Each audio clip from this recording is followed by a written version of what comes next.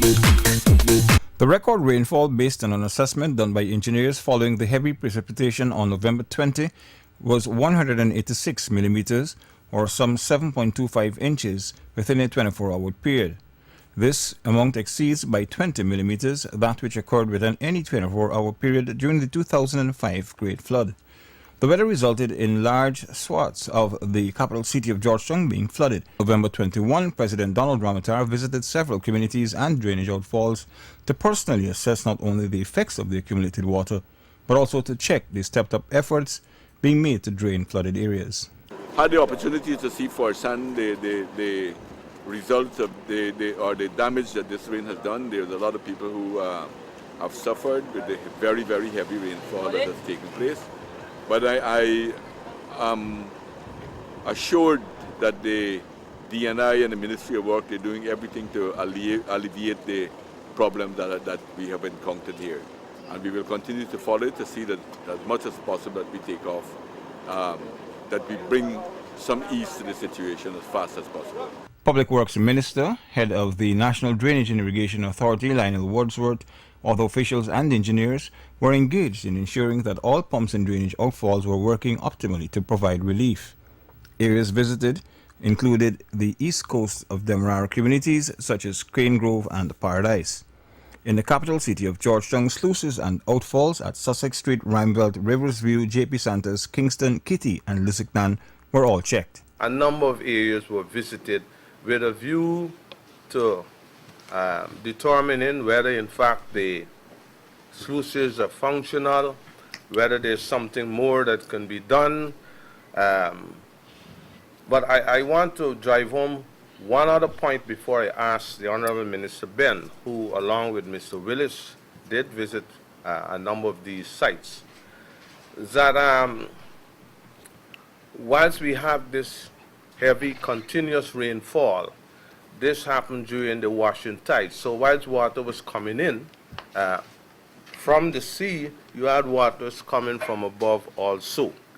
So it's important for us to look and see what happens as the water recedes during this falling tide and what additional measures could be taken to accelerate the pace, use of pumps, etc. The intense weather pattern which resulted in the rainfall was as a result of a low-pressure system combining to produce an almost perfect storm across the eastern Caribbean, with Guyana, Trinidad and Barbados being the most affected. The coastal drainage systems are only designed to take off 1.5 inches of rainfall within a 24-hour period. Drainage facilities continue to be challenged by the wanton dumping of refuse and other waste into canals, drains and outfalls. Government will be moving to institute heavy fines and possible jail sentences against those found errant. You will see at bridges and where pipes cross canals backing up of plastic and other refuse, which is restricting the flow. Narrow areas, you have blockage as a result of garbage, plastic bags, and so on. So we'll have to discuss with the Ministry of Local Government if we need to mobilize some of those teams from those areas to attack those particular problems in the areas which they have been assigned under the cleanup. Because we have some areas where bridges, on the bridges, and culverts which are not opened up enough, which are acting as restrictions to the flowing of water. The days following the initial flooding saw heavy-duty pumps being put into service at key locations across Georgetown and at main drainage outfalls to boost existent capability. We've looked at the outfalls. There are some issues which we have to work at or to optimize the drainage over these next few days to enhance the evacuation of the water. We have also have our district engineers in the sea and river defenses have been making reports since 6 this morning with respect to flooding in various areas in the districts on the coast. And we have been looking also at supporting or moving into areas in the city particularly, and we'll have to identify particular areas on the coast where efforts will have to be made along with the Ministry of Agriculture with respect to pumping once the cocos are closed. That is what we are working at the moment. But let me emphasize and set aside beyond any speculation that the significant problem is that we have 5 or 6% times more than the normal rainfall that could be handled through the drainage infrastructure that exists on the coast in the country.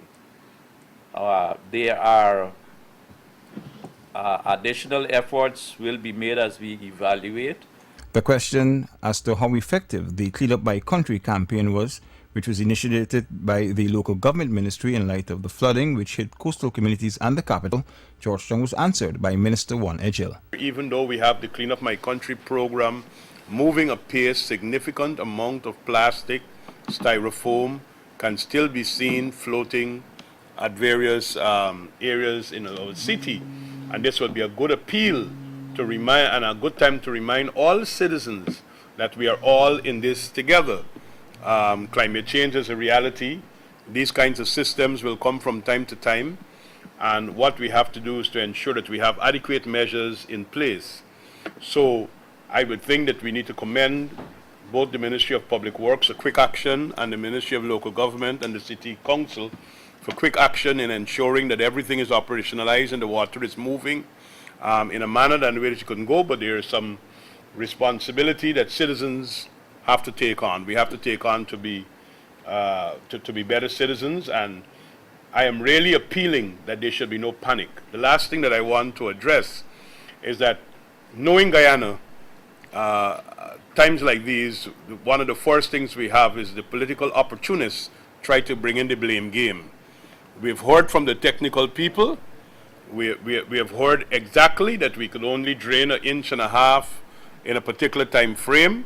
We have 7 3/4 inches of rainfall, and this is not a matter now for the blame game, because this is a matter for us to be able to lock shoulders together and ensure that we have minimum damage, and that we're all safe, and that our homes and our homesteads are properly protected, and that our children in particular are kept free from disease and any form of damage. It was indicated that government will be increasing its expenditure to increase the capability of drainage facilities in Georgetown and along the coast.